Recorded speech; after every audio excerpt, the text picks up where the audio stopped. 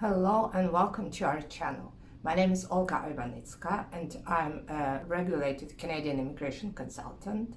And my information today is for those people who are planning to immigrate to Canada and who prefer to plan everything financially.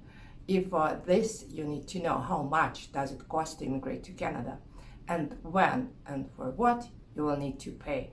So let's take the most important immigration system, the express entry system. The system is for skilled workers who wish to immigrate to Canada. And this system consists of two major stages. The first one is to place your profile into the database. And the second stage is when the government of Canada invites you to apply for immigration. In the first stage, you don't need to pay anything. The placing of your profile doesn't cost anything. But to place your profile, you need to prepare some documents, some information.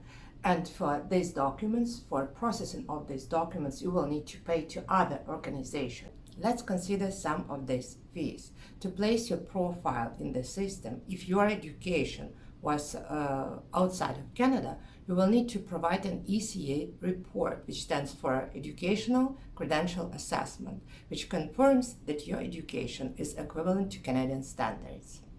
The Education Equivalency Report must be ordered from organizations approved by the Government of Canada. A popular organization for this is World Education Services, and they also provide reports for the USA, and their reports cost about 220 Canadian dollars. You will also need to pass the language exams. According to the rules, you must pass an exam at an approved organization, also like IELTS for English or TEF for French, and therefore you will also need to pay for their services. Those were the fees involved in the first stage of immigration through the express entry system. Let's consider the second stage and when and for what you will need to pay. The second stage of express entry is when you place your profile into the system and waiting for the invitation from the Government of Canada to apply for immigration. After you receive this invitation, you will need to pay several mandatory fees. You won't need to pay them immediately, as you are given 90 days to prepare your application and documents, and then after you did this, you will need to pay several mandatory fees. 825 Canadian dollars you will need to pay for processing the application for each adult. 500 Canadian dollars you will need to pay for the right of permanent residence, also for each adult. This amount will be refunded to you if your application is refused.